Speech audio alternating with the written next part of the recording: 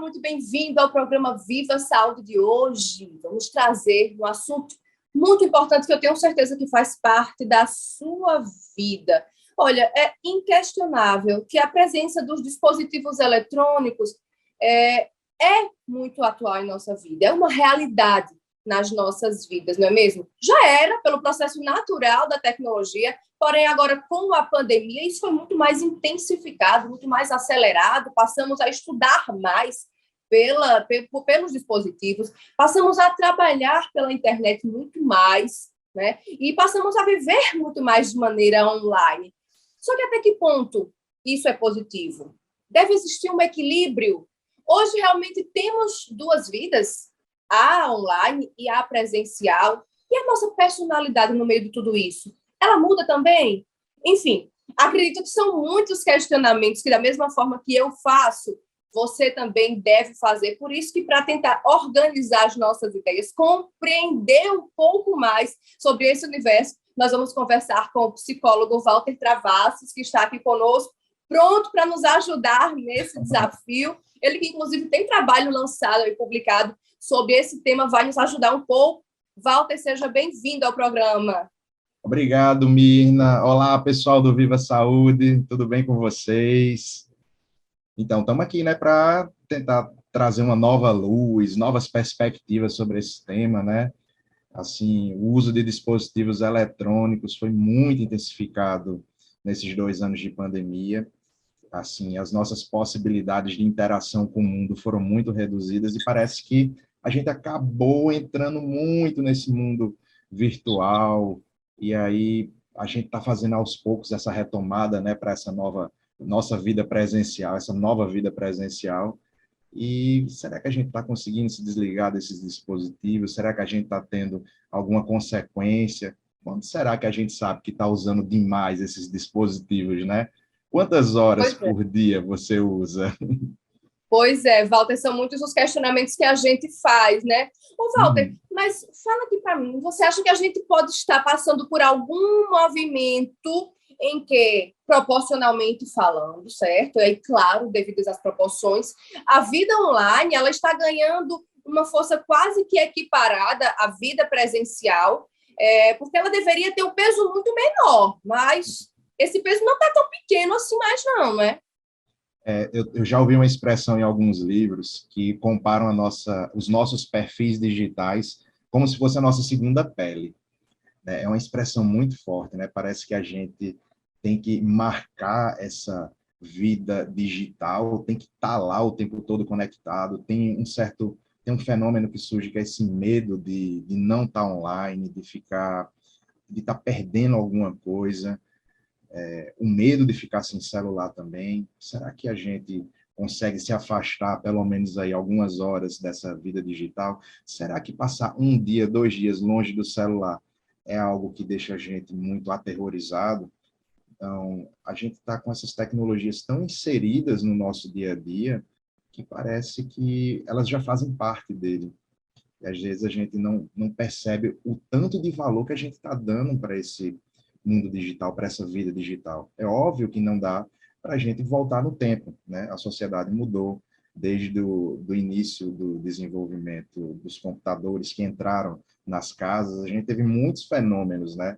Desde o uso excessivo da internet, quando a gente começa a ver os smartphones sendo mais desenvolvidos, aí a gente começa a ver outros fenômenos que vão surgindo, mas mais recentemente a gente observa esse fenômeno das redes sociais, da vida digital, de querer estar conectado, de querer estar ligado a várias pessoas aí ao redor do mundo, e assim, ao mesmo tempo passa um pouco uma ideia de superficialidade nas relações, porque quem já teve a oportunidade de conversar cara a cara, tomar um café com alguém numa mesa e trocar uma ideia, sabe que é muito diferente do que trocar postagens em perfis, né?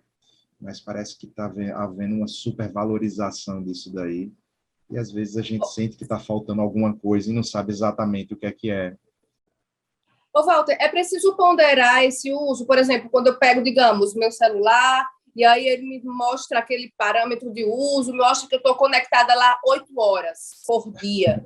É preciso que a gente também distribua e o peso da consciência diminui. Ah, não, das 8 horas, 5 foram para uso em fins educacionais, 2 horas para redes sociais. É preciso ponderar também o que é prejudicial, é só o excesso de redes sociais ou o conteúdo produtivo, né? Produtivo quando eu falo de trabalho ou mesmo de estudo, ele também tem que ser colocado nessa balança aí, porque realmente hoje a gente está estudando praticamente, né, pelas redes, né, pelos livros, pelos e-books, então a gente também acaba estando muito conectado por questões de educação e trabalho. É preciso ponderar também a finalidade do uso.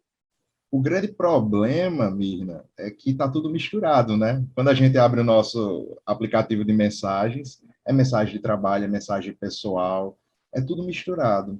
Hoje está um pouco difícil até de dizer assim, ó, vou passar uma hora só trabalhando, uma hora só nas redes sociais ou fazendo alguma coisa. Quando a gente pega algumas escalas para verificar se a gente está tendo um uso abusivo de dispositivo eletrônico, é interessante porque um número surge. Se a gente passa mais de 2 horas por dia usando os smartphones, os dispositivos eletrônicos, mais do que 2 já é considerado um uso excessivo. Aí você pode pensar, nossa, se eu pegar meu celular aqui vai ter 4, vai ter 5, mas é porque a gente também faz coisas de trabalho, faz coisas para além do uso recreativo, né? Para além de redes sociais, para além do uso de jogos. Jogos eletrônicos trabalham determinadas partes do nosso cérebro e até para pessoas idosas é uma coisa interessante de se fazer. O problema está sempre no uso excessivo, né? Agora, quando a gente conversa com alguns adolescentes que usam excessivamente, é comum encontrar números como 8 horas, 9 horas, 13 horas, 14 horas. Já pensou 14 horas por dia usando o celular? A pessoa acordou, foi usar o celular e dormiu, e usou o celular o dia inteiro, né? Então, a gente tem que prestar bem atenção nisso daí.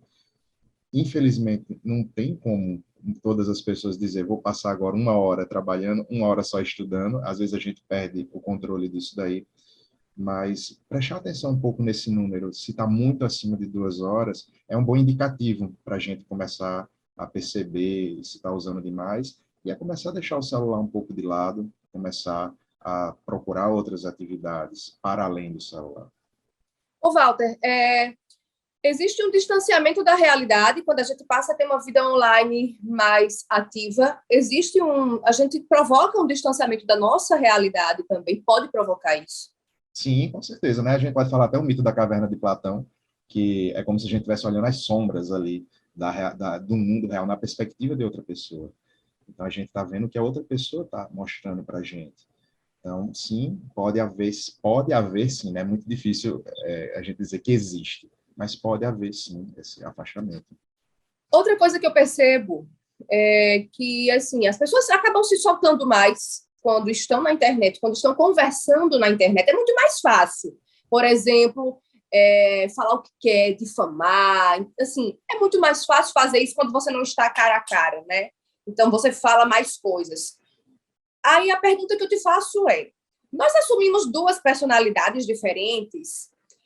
Vamos lá, eu tiro por mim. Digamos, eu estudo muito.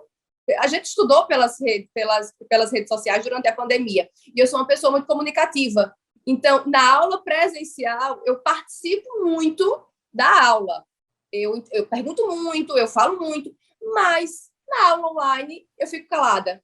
E eu já vejo que outros amigos meus acabam acontecendo o movimento oposto.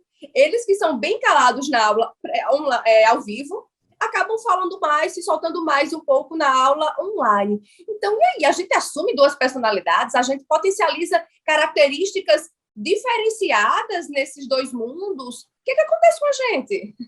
Parece que a internet é uma capa, né? Que coloca assim na frente da pessoa e você pode mostrar somente aquilo que é interessante, aquilo de forma um pouco mais pensada, que aquela conversa presencial mais espontânea não traz, né? Que traz, mas que nas redes sociais a gente pode pensar um pouco antes de escrever, pensar um pouco antes de falar. Parece um pouco até que internet, quando você estava falando das pessoas serem mais livres, Parece até que a internet é terra sem lei, né? Que pelo fato de eu estar atrás do meu smartphone, no conforto da minha casa, eu posso falar o que eu quiser, eu posso ser o que eu quiser, mas não é bem assim, né? A internet tem lei Nem sim, deve ser, né? nem deve ser assim. E você trouxe esse fenômeno, né? Eu também sou professor dos cursos de tecnologia e eu observo isso com meus alunos também.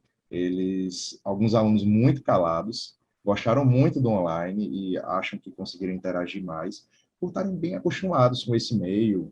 Mas, assim, acontece uma coisa interessante, sabe? Que uma outra expressão de um livro que eu achei é uma higienização das relações sociais. Até mesmo como a gente vai pensar em aplicativos de paquera. Quando a gente vê um cardápio de pessoas onde a gente pode dar match ou não dar match e conversar, é muito diferente do que você ir para a vida real, do que você paquerar, do que você olhar para outra pessoa, ver que teve uma reciprocidade. Então, a gente meio que vive essa higienização das coisas, né? Na sala de aula, o aluno não foi para a sala de aula, ele não se preparou para ir, ele não precisou dar bom dia, ele não precisou passar por vários estágios sociais para poder chegar até ali. E isso, quando o aluno ele é muito novo, o estudante ele é muito novo, que ele está numa fase onde ele precisa desenvolver essas relações sociais, isso pode ser um pouco prejudicial. Ele pode ter relações, acabar desenvolvendo traços um pouco mais introvertidos. A ação de ligar para um lugar e fazer um pedido por telefone parece absurda para alguns adolescentes. Mas como assim? Eu tenho que falar, né? Eu não posso pedir pelo aplicativo. Então a gente observa como essas novas facilidades podem estar trazendo também algumas consequências em quem não tem esses traços mais sociáveis, um pouco mais desenvolvidos.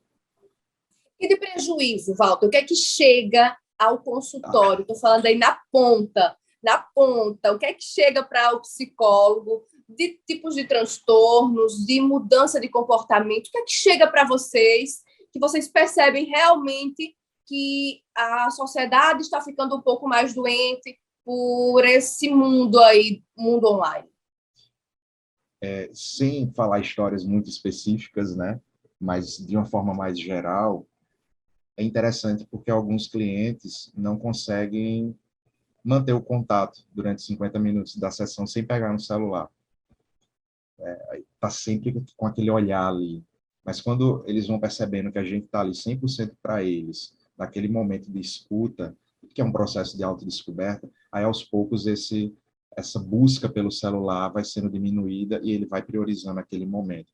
O que chega é adolescentes com 13 horas de uso, e aí muitas vezes o uso excessivo de dispositivo eletrônico não é uma não é o problema, ele é uma consequência, porque às vezes a gente tem uma ansiedade social instalada, a gente já tem alguma outra coisa ali por trás, e aí a pessoa acaba descontando isso em uma vida digital, seja por meio de jogos digitais, onde naquele mundo digital, às vezes ele é uma pessoa incrível, uma pessoa reconhecida naquele universo, e que ele acaba fazendo essa fuga porque do lado de fora as coisas não estão tão legais, né? Chega um pouco disso daí, chega um pouco disso. Walter, em relação a pessoas, por exemplo, que lidam com o transtorno da depressão, o uso excessivo de celular, o uso excessivo dos dispositivos eletrônicos da internet pode ajudar ou atrapalhar, ou isso vai variar? Por exemplo, digamos que uma pessoa com depressão acaba encontrando nas redes sociais mais companhia. Isso seria positivo para ele? Ou ele vai acabar, né, se debulhando ainda mais nesse problema, se enfiando ainda mais nesse problema e se distanciando um pouco da resolução? Mirna, eu vou recorrer a um filósofo alemão chamado Mark Heidegger para trazer uma reflexão. Quando a gente nasce, a gente é lançado literalmente no mundo que já existe. Então, algumas pessoas que nasceram já nasceram com a internet, já nasceu com esse mundo sendo mundo. E esse mundo tem infinitas possibilidades da gente vir a ser muitas coisas e experimentar muitas coisas, né? Essas nossas infinitas possibilidades, elas só são restritas pela nossa temporalidade, pelo nosso tempo de vida. E aí, quando a gente entra no mundo digital, o grande problema é que a gente vai restringindo cada vez mais as nossas possibilidades de existir no mundo. Então, em parte, a gente pode sim ter companhia, usar as redes sociais para trocar uma ideia, O grande problema realmente é o uso excessivo. O que é que a gente pode fazer além disso? O que é que está tão ruim nessa realidade que está te fazendo querer fugir dela para ir para as redes sociais? Então, eu acho que o ponto que a gente tem que observar é mais esse, é mais o que é que está acontecendo com você? Vamos conversar? Explica para mim o que é o celular. Uma pergunta interessante para fazer para quem usa um celular. O que é o celular para você? Eu já ouvi respostas como o celular é meu mundo. Eu não vivo sem o meu celular. Então, a gente tem que ver um pouco melhor, investigar um pouco melhor o que é que está acontecendo. Pois é, no próximo bloco a gente vai continuar a conversar sobre isso. E aí, você de casa, você que está nos assistindo, olha aí, Walter deixou uma questão boa. O que é o celular para você? Qual a importância que ele tem na sua vida?